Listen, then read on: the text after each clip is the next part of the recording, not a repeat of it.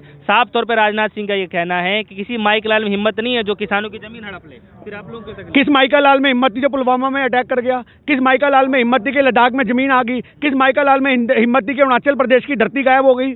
मेरी बात समझ रहे हो? बात इनकी माइका लाल की ललकारें उस समय कहाँ जाती हैं?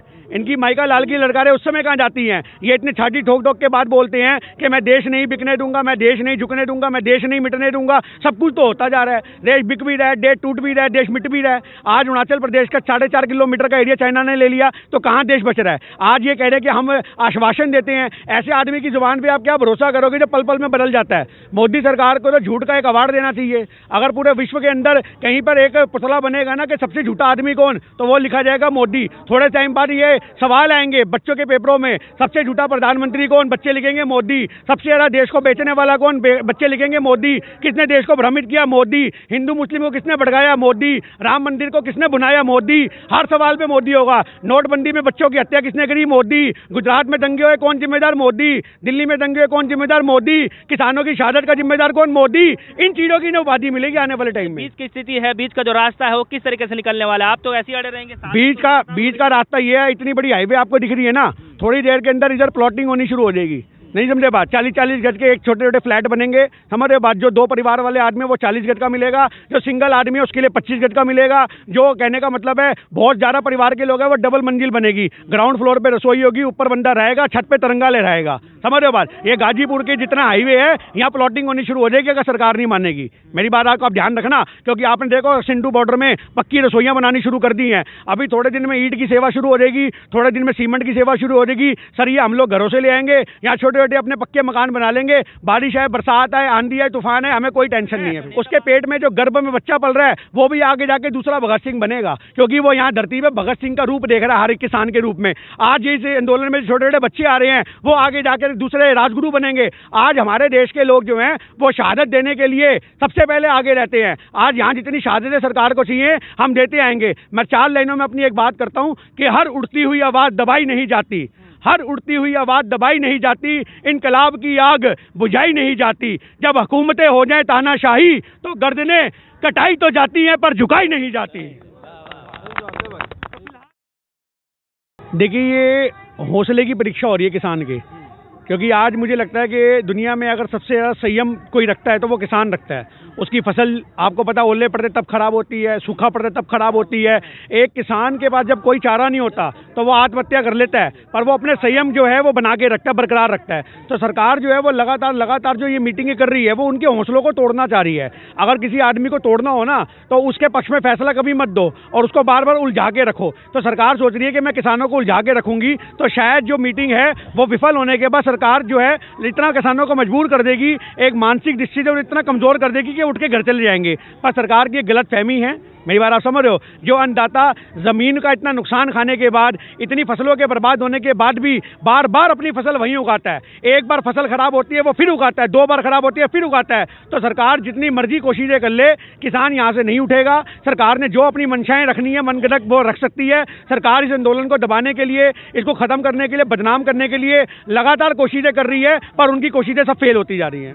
सर सवाल यहाँ पर यह है कि जो भी वार्ता आप लोगों के बीच में जो भी हो रही है, लेकिन कृषि मंत्री तोमर जी का ये साफ तौर पर यह कहना है कि जब तक जो है आप क्लोज बाय क्लोज बात नहीं करेंगे तब तक बीच का समाधान नहीं निकलने वाला। देखिए एक छोटी सी बात बताइए, अगर एक आदमी को इन्होंने मारने का प्रावधान बना लिया है और भैया सारी बातों का एक मसला तुमने मारना तो है ना, तो हम क्लॉज वाइज क्यों कहें? हम तो ये कह रहे हैं किसान को जिंदा रखना है और जिंदा रखने के लिए इन बिलों का खत्म होना बहुत जरूरी है। आज एक छोटी सी बात आप ध्यान रख लेना, आज अरुणाचल प्रदेश के अंदर जब चाइना जैसे लोग घुस करके हमारे पूरे एरिया को कब्जा कर लेते हैं तो ये अडानी अंबानी तो हिंदुस्तान के हैं, ये मिनट नहीं लगाएंगे किसानों की जमीनों को हथियाने में। इन्होंने तो ये प्रावधान जो बनाए हैं, ये सरकार ने तो बिल ही नहीं बनाए, मैं आपको बताऊं, इन्होंने तो हस्ताक्षर मारे हैं। आज सरकार एक बात बताइए, अगर बिलों में संशोधन कर रहे हैं क्यों कर रहे हैं? ये मान रहे हैं ना कि गलती हुई है। अगर जब इनको पता है कि हम गलती कर रहे हैं तो तुमने इसका मतलब बिल पढ़ा ही नहीं है। मेरी बात समझ रहे हो बात? आज जब वो बिलों को उठा करके पढ़ा जा रहा है तब इनको पता लग रहा है गलतियां हो रही हैं। एक छोटी सी बात देखिए, इस सरकार ने जितने भी नीतियां बनाई हैं सब में गलतियां आई। इन्होंने नोटबंदी बनाई, नोटबंदी की उस समय इनको यही नहीं पता था कि एटीएम के खांचे कौन से बदलने हैं। जीएसटी के जब इन्होंने लेके आए कानून तो जीएसटी में 100 बार फेरबदल हो गए। इनको खुद ही नहीं पता कि कितनी बार फेरबदल करते हैं। लेकिन सर उनका ये कहना है साफ तौर पे कि किसान भाई जो हैं जो भी मांगे मांग रहे हैं वो बिल्कुल ही उनको पता नहीं है कि किस तरीके के मांगे मांग रहे हैं। कभी कुछ और कहते हैं, कभी कुछ और कहते हैं। तो मतलब एक उनका फैसला, हमारी एक ही मांग है जी, किसान बिल वापसी लो। मेरी बात समझ रहे हो बात। किसान ने तो और कोई मांग ही नहीं करी, उसने सीधा बोला एमएसपी पे हमें गारंटी दो और एमएसपी पे एक बिल बना के दो। आज सरकार एमएसपी पे बिल नहीं बना रही। आपको पता है एक दिन का सरकार को 3500 करोड़ रुपए का घाटा हो रहा है, 3500 करोड़ का। जो किसान आंदोलन है उससे सरकार, यानी कि सरकार की मंशा में है कि मैं घाटा बर्दाश्त कर लूंगी पर मैं एमएसपी पे गारंटी नहीं दूंगी। अगर सरकार इतना घाटा बर्दाश्त करने की क्षमता रखती है तो एमएसपी पे बिल बनाने में क्या क्षमता उनकी क्या है? नहीं, क्या वो बना सकती है ना। सरकार उसका ये पक्ष रखती है कि एमएसपी पे बिल बनाएंगे तो उससे सरकार को घाटा होगा। अरे घाटा तो तुम वैसे भी भुगत रहे हो, इससे बड़े तुम बिल बना दो, किसान भी खुशी खुशी अपने घर जाएं। तो सरकार की आज छोटी सी बात यही पे है कि सरकार जो है वो एक अपने मन में नियत बना करके बैठी है कि हमें किसानों की ज़मीनें चाहिए। मैं आपको सीधी बात बता दूं, जमीन के लिए अगर आप लोग जितने भी बातें कह रहे हैं, साफ तौर पर राजनाथ सिंह का ये कहना है कि किसी माइक लाल में हिम्मत नहीं है जो किसानों की जमीन हड़प ले। फिर आप लोग किस माइका लाल में हिम्मत थी जो पुलवामा में अटैक कर गया? किस माइका लाल में हिम्मत थी कि लद्दाख में जमीन आ गई? किस माइका लाल में हिम्मत थी कि अरुणाचल प्रदेश की धरती गायब हो गई? मेरी बात समझ रहे हो बात। इनकी माइका लाल की ललकारें उस समय कहाँ जाती हैं? इनकी माइका लाल की ललकारें उस समय कहाँ जाती हैं? ये इतने छाती ठोक ठोक के बात बोलते हैं कि मैं देश नहीं बिकने दूंगा, मैं देश नहीं झुकने दूंगा, मैं देश नहीं मिटने दूंगा। सब कुछ तो होता जा रहा है, देश बिक भी रहा है, देश टूट भी रहा है, देश मिट भी रहा है। आज अरुणाचल प्रदेश का 4.5 किलोमीटर का एरिया चाइना ने ले लिया तो कहाँ देश बच रहा है? आज ये कह रहे हैं कि हम आश्वासन देते हैं। ऐसे आदमी की जुबान पर आप क्या भरोसा करोगे जो पल पल में बदल जाता है? मोदी सरकार को तो झूठ का एक अवार्ड देना चाहिए। अगर पूरे विश्व के अंदर कहीं पर एक पुतला बनेगा ना कि सबसे झूठा आदमी कौन, तो वो लिखा जाएगा मोदी। थोड़े टाइम बाद ये सवाल आएंगे बच्चों के पेपरों में, सबसे झूठा प्रधानमंत्री कौन? बच्चे लिखेंगे मोदी। सबसे ज्यादा देश को बेचने वाला कौन? बच्चे लिखेंगे मोदी। किसने देश को भ्रमित किया? मोदी। हिंदू मुस्लिम को किसने भड़काया? मोदी। राम मंदिर को किसने बुनाया? मोदी। हर सवाल पे मोदी होगा। नोटबंदी में बच्चों की हत्या किसने करी? मोदी। गुजरात में दंगे हुए कौन जिम्मेदार? मोदी। दिल्ली में दंगे हुए कौन जिम्मेदार? मोदी। किसानों की शहादत का जिम्मेदार कौन? मोदी। इन चीजों की उपाधि मिलेगी आने वाले टाइम में। तो फिर आखिर बीच का रास्ता कैसे निकलेगा, क्या बताना चाहते हैं? भाई साहब बीच का रास्ता सिंपल सा एक ही मैटर है कि सरकार को ये बिल वापसी लेने चाहिए। बीच का रास्ता और कोई बनता नहीं है। कह रहे हैं कि रद्द नहीं किया जाएगा। अगर रद्द नहीं किया जाएगा आंदोलन चलता रहेगा। फिर सरकार की एक बात बताइए, सरकार कहीं ना कहीं डरी बैठी है। सरकार ने, आपने अभी देखा कि ये अपने जो इनके बीजेपी के नेता हैं उन्हें सख्त वार्निंग दे दी है कि 26 तारीख को आप में से कोई भी रिपब्लिक डे मत मनाना। आज यहाँ पे हरियाणा के अंदर खट्टर साहब का कितना विरोध हुआ है। आज बड़े बड़े इनके मंत्री अंदर ही अंदर घुटे बैठे हैं, डरे बैठे हैं कि अगर हमने कहीं ना कहीं रैली करी तो किसान हमें घेर लेंगे। मतलब इन लोगों की इतनी हवा टाइट है कि इनको तिरंगा फहराने में डर लगने लगा है। मेरी बात समझ रहे हो? क्योंकि आज तक तो तिरंगे का समर्थन इन्होंने किया नहीं, तिरंगे का सम्मान इन्होंने किया नहीं। ये आरएसएस की विचारधारा वाले बंदे हैं। 52 साल तक ये तिरंगा नहीं फहराते। आज किसान तिरंगा फहरा रहे हैं तो इनको लग रहा है किसान इनके मुंह पे चपेड़ मार रहा है। ये अपनी इस नाक की साख की बात कर रहे हैं। इनके लिए मुद्दा इज्जत का बन चुका है। आज मोदी सरकार पीछे क्यों नहीं हट रही? क्योंकि पीछे हटने का मतलब है इनकी सरेआम बेइज्जती। आज ये इसको बेइज्जती और इज्जत के मसले से तोल रहे हैं, जबकि इनको होना क्या चाहिए कि बेइज्जती और इज्जत का मसला ना देख के जन हित का फैसला होना चाहिए। आज किसानों के अगर ये बिल वापसी करते हैं तो मोदी सरकार के बहुत से समर्थक जो हैं शायद वापसी लौट जाएं, वरना आज बहुत सारे लोग मोदी सरकार के विपक्ष में खड़े हो चुके हैं।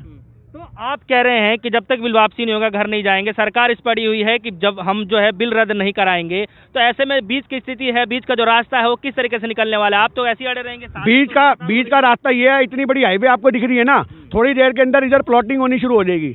नहीं समझे बात? 40-40 गज के एक छोटे छोटे फ्लैट बनेंगे। समझ रहे बात? जो 2 परिवार वाले आदमी है वो 40 गज का मिलेगा, जो सिंगल आदमी है उसके लिए 25 गज का मिलेगा। जो कहने का मतलब है बहुत ज़्यादा परिवार के लोग हैं वो डबल मंजिल बनेगी। ग्राउंड फ्लोर पे रसोई होगी, ऊपर बंदा रहेगा, छत पे तिरंगा ले रहेगा। समझ रहे बात? ये गाजीपुर के जितना हाईवे है यहाँ प्लॉटिंग होनी शुरू हो जाएगी अगर सरकार नहीं मानेगी। मेरी बात आपको आप ध्यान रखना, क्योंकि आपने देखो सिंधु बॉर्डर में पक्की रसोइयाँ बनानी शुरू कर दी हैं। अभी थोड़े दिन में ईंट की सेवा शुरू हो जाएगी, थोड़े दिन में सीमेंट की सेवा शुरू हो जाएगी। सर ये हम लोग घरों से ले आएंगे, यहाँ छोटे छोटे अपने पक्के मकान बना लेंगे। बारिश है, बरसात है, आंधी है, तूफान है, हमें कोई टेंशन नहीं है। नेता बार बार ये फिर क्यों कह रहे हैं कि किसान नासमझ है, वो समझते नहीं इस बिल को? किसान ना समझ होता तो वो यहाँ क्यों बैठा होता? किसान को तो समझ है।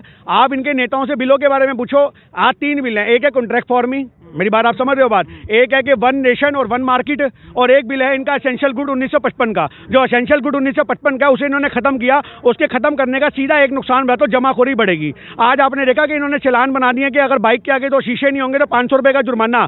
आज जो शीशे 60-60 रुपए के बिकते थे वो 100 रुपए के हो गए एक दिन के अंदर, क्योंकि दुकानदारों ने फायदा उठाना शुरू कर दिया। खात्मा हो जाएगा। आज बिचौलिया तो सरकार ही अपना खात्मा क्यों नहीं करती है? अडानी अंबानी का बिचौलिया तो सरकार बन के बैठी हुई है। आज सरकार ने क्या करा है? आज हिंदुस्तान सही मायने में चला कौन रहा है? अंबानी, अडानी। सरकार तो एक मोहरा है। मेरी बात समझ रहे हो बात? आज इन लोगों को वो फंडिंग करते हैं और ये अपने इलेक्शन लड़ते हैं। 26 जनवरी का क्या प्रोग्राम है आपका? 26 जनवरी का हमारा प्रोग्राम बड़ा शांतिपूर्ण मार्च निकालने का है। हमें कोई झगड़ा नहीं चाहिए, हमें कोई फसाद नहीं चाहिए। दिल्ली पुलिस ट्रॉली भी लेके बिल्कुल जाने वाले हैं। और दिल्ली पुलिस से हाथ जोड़ के गुजारिश है कि सरकार के मंसूबों पे काम मत करो, क्योंकि दिल्ली पुलिस जो लगातार सरकार के मंसूबों पे काम करती आई है। और आपने देखा होगा कि दिल्ली पुलिस जो है वो आंदोलनों को दबाने के लिए मशहूर है। दिल्ली पुलिस क्या करती है, लट चलाती है, वो ये भी नहीं देखती कि बच्चा आगे आ रहा है या एक वो आ रहा है। मैं आपको एक छोटी सी बात बताऊं, आज एक क्रांति पैदा हो चुकी है हिंदुस्तान की धरती से। आज यहाँ कितनी प्रेग्नेंट वुमेन भी आ रही हैं, आपने देखा होगा कितनी महिलाएं आ रही हैं, छोटे छोटे बच्चे आ रहे हैं। जो प्रेग्नेंट वुमेन है उसके पेट में जो गर्भ में बच्चा पल रहा है वो भी आगे जाके दूसरा भगत सिंह बनेगा, क्योंकि वो यहाँ धरती पे भगत सिंह का रूप देख रहा है हर एक किसान के रूप में। आज इस आंदोलन में छोटे छोटे बच्चे आ रहे हैं वो आगे जाकर दूसरे राजगुरु बनेंगे। आज हमारे देश के लोग जो हैं वो शहादत देने के लिए सबसे पहले आगे रहते हैं।